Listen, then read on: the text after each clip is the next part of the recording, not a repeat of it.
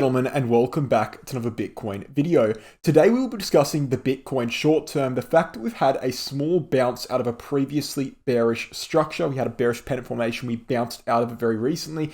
We're going to be discussing short term, medium term, all of that stuff, and then we're going to be diving into some important community questions that we've received in the last few days. So without further ado guys, let's get into it. So guys, as I've been discussing for a couple of days now, I'm not entirely convinced that Bitcoin is bearish at all. Not even on a longer term level. I don't think Bitcoin's bearish in the slightest from a longer term level yet. I think it needs to drop below 24.2k in order to acquire bearishness on the longer time frame. I think the Bitcoin's in a downwards trend for sure, and a downwards trend is identified as per the fact we're seeing lower highs and also lower lows, but I don't think it's bearish. I mean, we've got major support here. I'm not going to waste your time going into what the support is. We've gone into it so much. Basically, bull market support band, 200-week SMA, Bollinger Band center line. We've got things like the 50 EMA. We've got things like this horizontal support line here that was categorized by the retest from the downside in the local range or the macro range we saw in this sector here, and that support range is stemming from 25.2k to 26.7k. We've got an uptrending yellow line here stemming back from December, this dotted yellow line. We've also got the uptrending yellow pink line on the RSI stemming back from June 2022, as you can see, the one I'm circling here. And if we go down further, we will be retesting that. Look, the fact of the matter is Bitcoin's got an abundance of support, and I've made the reference many times. I've used the metaphor. Bitcoin is sitting above a trampoline. It's on a the top of the building, and it's going to jump down and it's going to bounce off a trampoline. That's what I believe will happen if we do go down further, but honestly, it's not even confirmed that we do that, because if we're looking at what the structure actually is in a daily chart, we can see pretty clearly that, it's not really a confirmed structure. Now, a lot of people have speculated, and in fact, let me get a fresh chart here, just so you guys can really start to see what I'm looking at. Let's go to Kraken, and let's get a completely fresh chart and just start this off. Ignore this analysis here. I'll clear this off so you guys can see some fresh analysis. So a lot of people are speculating right now that what Bitcoin is doing is it's formed a descending triangle formation, the top line of a triangle being there and the bottom line of a triangle being somewhere like this, right? That's what people are speculating. Now, you wouldn't be wrong to assume that, but you also wouldn't be wrong to say that Bitcoin is instead of a descending triangle formation, something like a descending wedge formation. Both of these structures are equally valid. In fact, the descending wedge is probably more valid because we haven't seen fake outs like we've seen on a descending triangle.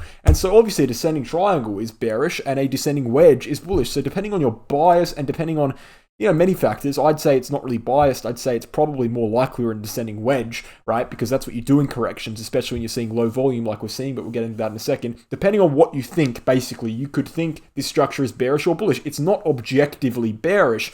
And, I think the evidence probably supports the fact that this structure is bullish. What does that mean? It means, I'm not going to delete it yet, but hypothetically, we could delete this line, all right? And we could certainly go downwards and test the bottom of this wedge. Okay, we could certainly correct more on Bitcoin, go down to about low 25k region, maybe even wick downwards here to 24k.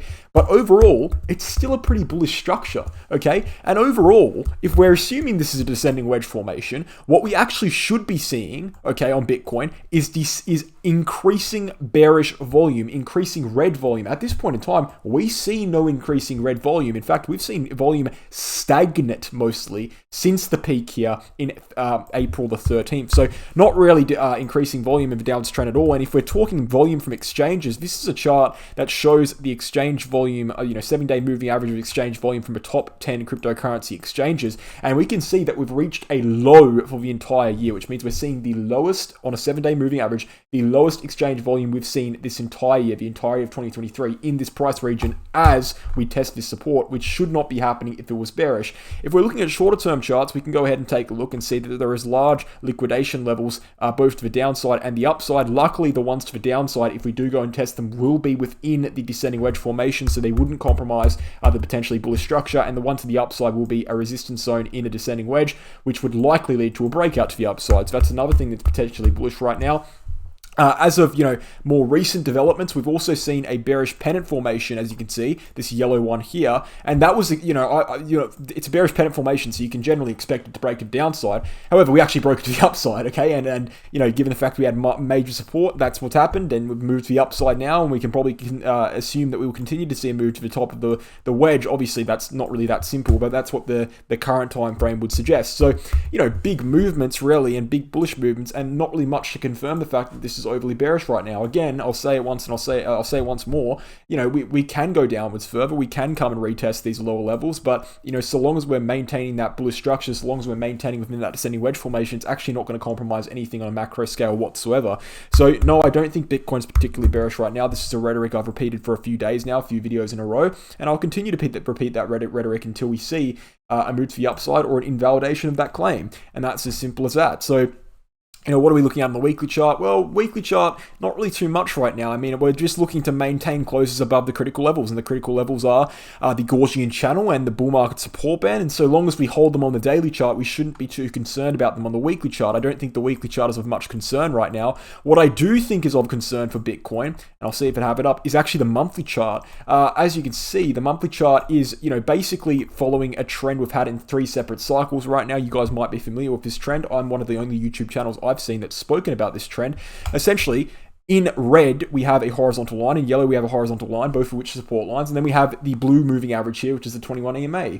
Each cycle in the middle of the bull market, we form a red support line on that horizontal support. We then go downwards and see a yellow support line, and then we break the blue line to the upside and we enter a bull market phase. Now, as of right now, we see consolidation, then we enter a bull market phase eventually. As of right now, what we're doing is we're testing and rejecting from, we've broken the blue line, but we're testing and rejecting from the previous red line, which has historically acted as some resistance before. If you're looking here, that red line's acted as resistance, that red line's acted as resistance in bear markets, and we're seeing it happen again. So realistically, what we're looking for here on Bitcoin, actually in the monthly candle close, is a monthly candle close above the blue line, which is currently at around 27.7k at least, and preferably a monthly candle close above the red line, which would be a monthly candle close above 29.6k-ish, roughly, which is where, maybe a little bit lower than that, which is where we had the last monthly candle close. So we need to be seeing a higher high on the monthly candle, and that's what we need to be looking for on a monthly chart. So what are we looking for in the daily chart?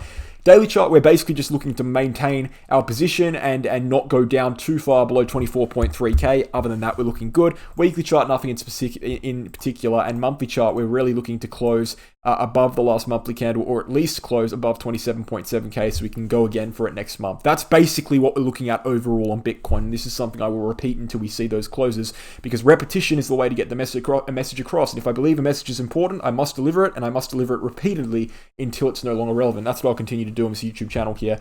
So other than that, you know, what are we looking at? Well, Ethereum macro chart, I'm going to make a dedicated video to that, you know, soon. But I do want to give you guys an idea of what's going on with Ethereum. Ethereum's following a 5-step plan from the last cycle pretty closely. You can pause the video and see the 5-step plan. Basically, step 1 is the bull market peak. Step 2 is the little dead cat bounce. Step 3 is the bottoming out phase. Step 4 is consolidation. And step 5 is the breakout of the pink line, which we had in the previous cycle and we have in this cycle. If we're looking at date ranges, we should be seeing a break of that pink line anytime before May 2024. So we've got a plenty amount of time. We've got lots of time. And you know, this is something I've said previously as well. Bitcoin, you know, there's really no expectation for Bitcoin from now until the halving. It can really do whatever it wants. So long as it doesn't go down to new lows or up to new highs between now and the halving, it's really valid. You know, nothing's really happening on a macro scale. We're in this kind of phase of the cyclical theory. We're in this phase of the 4-year cycle where we can just do whatever we want on Bitcoin. Again, so long as we don't go down to new lows and new highs, we're fine. And a lot of the data actually does suggest that Bitcoin will be trending sideways for a decent amount of time. And this Ethereum chart does reflect that. So I don't think anyone should have really any, you know, extravagant expectations for Bitcoin in the next year. I think that it definitely probably will go upwards further. I don't think that the top has been in, you know, from between now and the halving. I think we'll go higher than 31k before the halving. But I do think that we're probably not going to go that much higher than 31k. Maybe we go to like 40k maximum, you know, early 40ks, low 40ks. I don't think we're in a bull market yet, right? That's what I'm saying. I think that we're out of the bear market. I think we're in a consolidation market. And I think that maybe slow accumulation doesn't necessarily mean it's a bull market per se. I think bull market in crypto is very different to bull market in the S&P 500. S&P 500 bull market just means the market's going up. In cryptocurrency, the bull market is identified as per 4-year cycle and happens once every 4 years. And it's a period of time where you see absolute mania, absolute euphoria. And that's not what we're seeing right now. So, you know, just keep in mind that, you know, yes, the market might be interesting over the next year, and it certainly could go upwards, and it certainly could go upwards to bloody 50k for all we know. But it doesn't have to. You know, it really doesn't have to. In fact, we've seen this before. We've seen, not this before, but we've seen what I'm describing before. We've seen long sideways price action before. Over here, in May, between, this is a bad chart to show you one actually. Let me get a better chart for you. We can go ahead and look at this chart over here. Between May 2019 all the way through to September 2020, over a year, almost a year and a half, we literally went sideways. Yes, we had the COVID drop, but if we didn't have the COVID drop, we would have ranged in this range over here, which isn't a very big range. It's a range from 6K to around 12K. It's not a very big range at all. If we're going back further, we can probably see a similar thing. We saw a long range over here during the bear market, during the accumulation phase between December 2024 to around October 2014 to 2015. That's like 10 months, right? And we just went sideways. So don't, have expectations. Flow with the TA. That's what I recommend to you guys right now. Flow with the TA, don't have expectations. What about gold? Well, gold's in an interesting scenario. It's broken down quite heavily. All right, and it had a descending wedge, descending channel pattern on the RSI as well that I can identify right now. It also has an uptrending line on the RSI, I believe. I don't know if I'll be able to identify it as of current, but it's something like this, I believe. Yeah, there it is. Okay, and we can see we've seen a rejection off of that channel on the RSI. We'll probably go downwards a little bit further on gold and retest this yellow uptrending line, and that will line up with a retest of this RSI line, and then we'll bounce from there. So I believe that gold is in a good position as well. Ultimately, we'll go down a little bit more and then bounce. The DXY is, testing major resistance as of right now, but overall, if we're looking at a very, very long-term scale, we're actually in an ascending channel formation, so I don't think the DXY is in a good position, which is good for Bitcoin. Yes, it could go upwards for a significant amount of time, and that would drag Bitcoin downwards, but as I said, we don't have any expectations for Bitcoin until the halving, really, so it doesn't really matter what happens. Obviously, it's good for us in the short term if it does go down, of course. And, right now we're testing resistance at the same time as gold is testing support. So maybe it will go down. But again, doesn't really matter, unfortunately. It's really that part of the market where anything goes. Total cryptocurrency market cap's in a descending wedge as well, which validates the descending wedge on Bitcoin even further. And Ethereum's in a descending wedge as well, which validates the wedge on Bitcoin even further. So really, just a lot of good stuff all across the board. And I'm actually pretty bullish on Bitcoin right now. And I think I will make the title and thumbnail bullish, but I will get a lot of misinterpretation in the comments most likely because they don't understand that just because I think Bitcoin is bullish, it doesn't mean it can't go down, right? It can go down and be bullish at the same time. We can go down another 10, 15%, maybe further, right? And still be bullish. And that's what I think about Bitcoin. I think macro scale, we're very bullish. So overall, that's about it, guys. So let's get into some interesting questions, and I bet you guys will find this part of the video as interesting as the first part. The first question, I've picked out a few of these questions. Apologies for not getting to them all. Some of them I don't really see as me giving my opinion on them would be necessarily too relevant. I think I can answer the interesting ones. Roughly how many months after the halving does it take for Bitcoin and altcoins to top out? Is it pretty much the same each time? Your answer is, you've answered your own question. Then no, you haven't. It's correct, basically. I don't know why I said that. It's correct, yes. Basically, from halving to top is generally the same length of time each time. You can see, the first halving over here in March 2012, I think, somewhere around there, maybe April. Essentially, you saw around 500 to 600 days for top. Same thing over here from 2016, you saw around 500 and 600 days for top. And same thing over here from May 2020, which is when the halving was. And you saw around 500, 600 days to top. So yes, generally speaking, the halving to the top distance is the same, as is the bottom to the halving distance, as is the top to the top distance, as is the bottom to the bottom distance. It's all connected. It's all cyclical. I point this out so many times, and I speak about it repeatedly because it's so important. If you have halving to bottom, halving to top, top to top, bottom to bottom, all of these, top to bottom, same thing, all of these things being the same 3 separate times is not a fucking coincidence. You know what I mean? So it's very important that people understand cyclical theory, and I'm glad you've asked that question and now know the answer.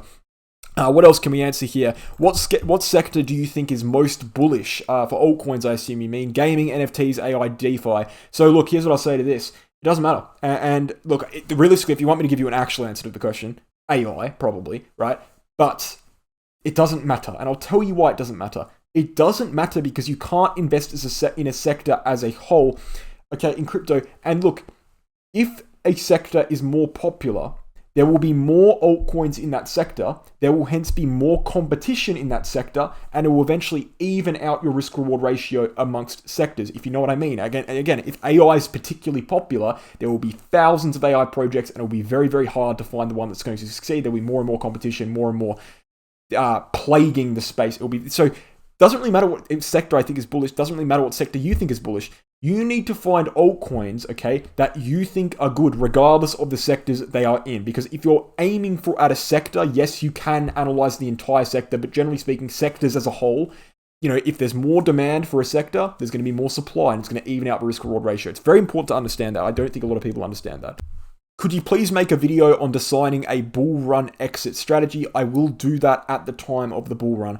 You can't really plan that far ahead. We don't know what the bull run's going to look like. We know when it's going to top, probably. When it's going to bottom, probably. We know vaguely what it's going to look like, but I can't give you an exit strategy when I haven't seen it. It's just, it would be stupid for me to do that. In the same way, I needed to see the bear market progress a certain amount in order to give you a buying plan. I need to see the bull market progress in order to give you an exit strategy. We haven't even seen it start yet, so it's simply, you just can't do that at this point, but I will certainly do that when it comes along. We saw a horizontal line being defined at 6K between 2017 and 2020. We saw a horizontal line at 28K to 30K this time, and it can be argued we saw another horizontal line at $300 between 2013 and 2016. Will we see another horizontal line in the next bull market? At what price? Just speculation, but it would be nice to see what price that could happen. Well, yeah, we probably will see another horizontal line. And if you don't know what this guy's referring to, he's essentially referring to the fact that, generally speaking, we see in the red here is what he's referring to. Horizontal lines form in bull markets that make up support zones for the entirety of that bull market, and we eventually break them down and enter a bear market. So that's the red line on the screen. We probably will see that again. If the 4-year cycle has anything to say for it, they are preliminary predictions I have made based on the 4-year cycle theory, but they are there, and they're more observations than the predictions. The data is very limited, but if we're being very speculative, and again, it's very speculative, it's not a prediction at all, it's an observation, the data kind of suggests we'll go to that 120K region, give or take 10,000, 20,000 in 2025. Again, that's subject to change. That's based on preliminary data. So if we're going to 120K, again, very, very, very, I want to make it very clear, not a prediction, observation, very speculative. If we do go to 120K, however, we can probably expect, look, where do these things usually form? Well, they form, from the top, you see a 70% drop, and that's generally where the line is. That's what we saw over there. That's what we saw over here. And that's probably what we saw over here as well, roughly, right? So we can say that if we're going to go to 120K, it will probably form 60 to 70% below 120K, and hence that horizontal line will probably form, between around 50K, maybe 40K, somewhere in that 50, 40K region. If everything goes perfectly to plan, which is not likely. But, you said speculative, so I'll give you speculative. 50, 40K, somewhere there.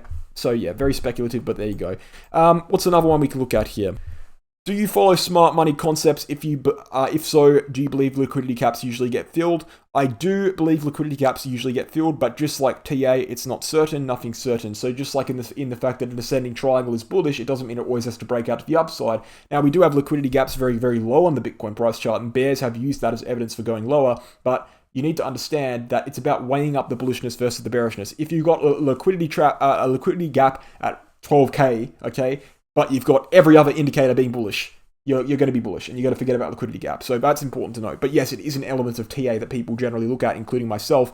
But I don't hold it to the weight of which some people do. I think that more objective indicators, rather than speculating about smart money manipulating price action, is probably going to help you in the long run much better. That's just me, though.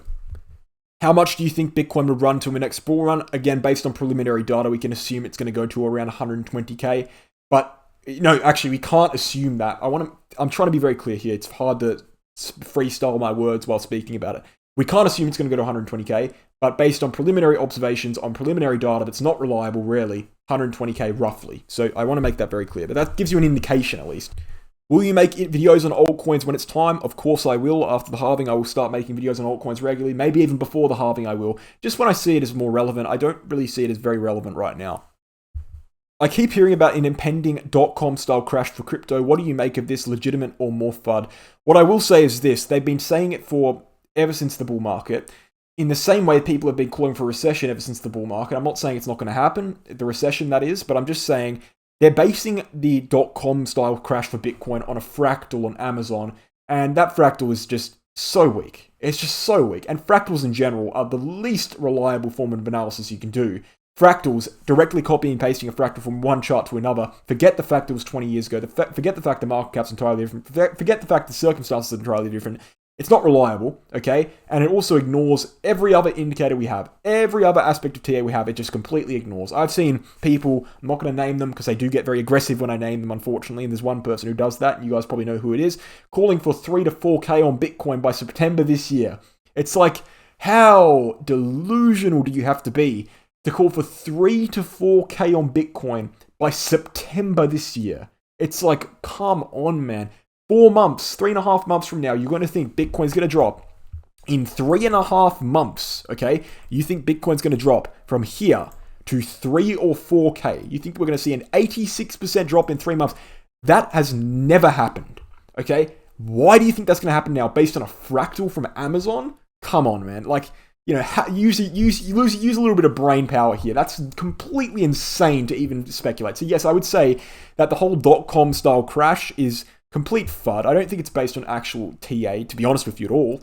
And so yeah, that's my opinion on that. But guys, thank you for watching, and I'll check out a few things now. Please stay around here. I'd really appreciate it if you stay around. I'm going to go through a few things with VIP, with Crypto Academy, with Bitget Exchange, so stick around for it. Guys, check out the VIP group. We have the VIP information group right here. You can see the trading results, and you can also see the information for the VIP group, how to join it, what the payment structure is. We're changing the payment structure very soon. We're adding in we're adding in 6-month and 1-year membership. So check that out, and that will be happening very shortly. So you can get a 3-month or a 6-month or 1-year membership, which is new. And also the 3-month price will be increased. So if you want an opportunity to get into the group with the current 3-month price, you probably need to do that now because we're increasing it very soon. So go ahead and get in now while the time is there. And if you're interested in trading altcoins, that's the place to do it for sure. Check out the Bitget exchange, guys. This exchange has 5 times lower fees than Binance, which is commonly referred to as the cheapest exchange on the market. So this one, of course, is taking its place. We've also got non-KYC on this exchange, reserve information released, protection fund, copy trading. You know, we've got over 100 derivative pairs right now, futures trading pairs. So great stuff going on in Bitget. I highly recommend you sign up using my referral link for a 15% trading fee discount for life. It's the best way to help the channel, best way to help yourself, get access to exclusive rewards and discounts with my referral link. You can find it in the description below. And check out the Crypto Academy, guys. You can learn how to trade with this course. The Become a Trader 10-unit course. All of the contact information for Gmail is on the website here. You can find the website link in the description below. We've got 120 students right now, and you can find the bio and the unit breakdown on the website. Read up all about the course and find out whether it's for you. So thank you guys for watching. I hope you enjoyed the video, and I'll catch you in the next one. Cheers.